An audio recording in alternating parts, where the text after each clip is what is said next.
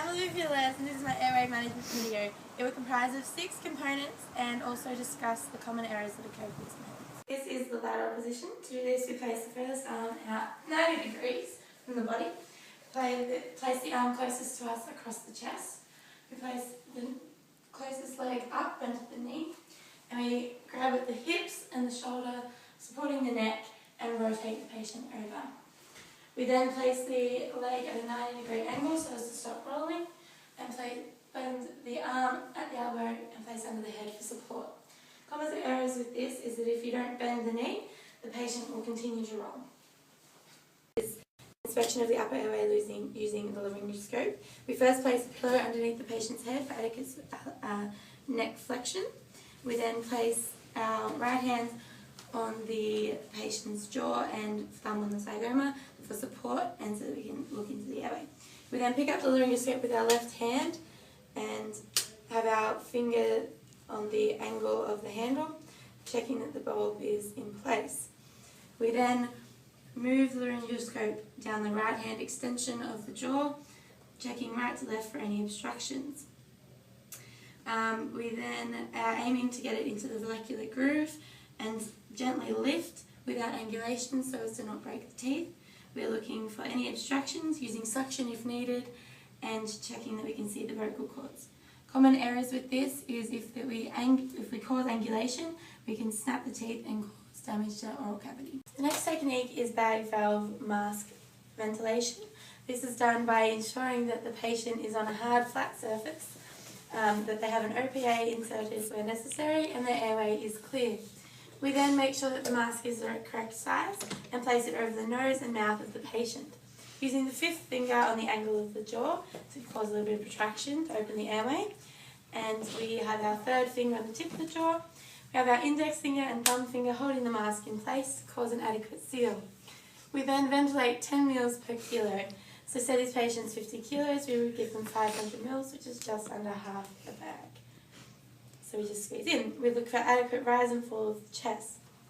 Problems that can occur with this is we can have hyperventilation, which can cause overexpansion of the lungs, which is inadequate for their breathing, and we can also have underventilation, which can enhance their hypoxia. This is a triple airway manoeuvre. It comprises of 3 elements: neck flexion, head extension, and jaw thrust. To begin with, we place our hand at the top of the patient's head with our thumb pointing towards the patient's nose, and we have our hand at the bottom of the chin. We then tilt backwards and pull the jaw just back a little bit so that we can see in. This is known as the sniffing position. The difference between the sniffing position and the triple airway manoeuvre is that the triple airway manoeuvre also includes the jaw thrust.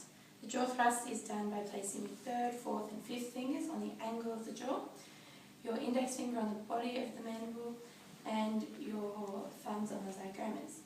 With your 3rd, 4th and 5th fingers, you apply pressure and lift the jaw up, aiming to have the bottom teeth over the top teeth so that you can inspect the airway. Common errors with this is that you can have hyperextension, which causes a kink in the airway, not allowing for adequate breathing, and also hinders inspection. Preventing this can be done by placing a pillow underneath, which provides adequate support, but it depends upon the age and the size of the patient. Insertion of the OPA. This is done after manual clearance and the patient's already in the sniffing morning air position. Before inserting, we need to make sure that we have the correct size. This is done by measuring it from the corner of the lip to the angle of the jaw. So this one's the right size.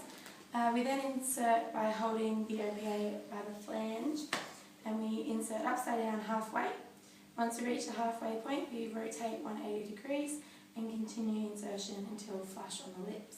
We then check to make sure that there's no pinching between the teeth and the OPA on the lip.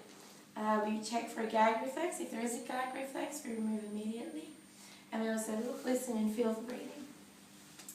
Common errors with the OPA insertion is we can insert one too big, which means that it won't be sitting flush on their lips and can hinder the ability to gain a nice seal with your mask when ventilating. This is the insertion of the nasopharyngeal. We would do this once we completed triple airway manoeuvre, manual clearance, and the OPA has been contraindicated. We would then measure the NPA from the corner of the nostril to the earlobe and ensure that diameter is smaller than the nostril.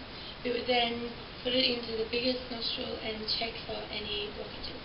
It is then inserted by rotating 45 degrees clockwise and anti-clockwise. And then problems that can occur with this is that if you insert the too big a one, it would go into the esophagus and not allow for adequate ventilation. Once the NPA is in adequately, it allows for suction. We would maintain triple airway manoeuvre, look, listen and feel for breathing and check for any gases.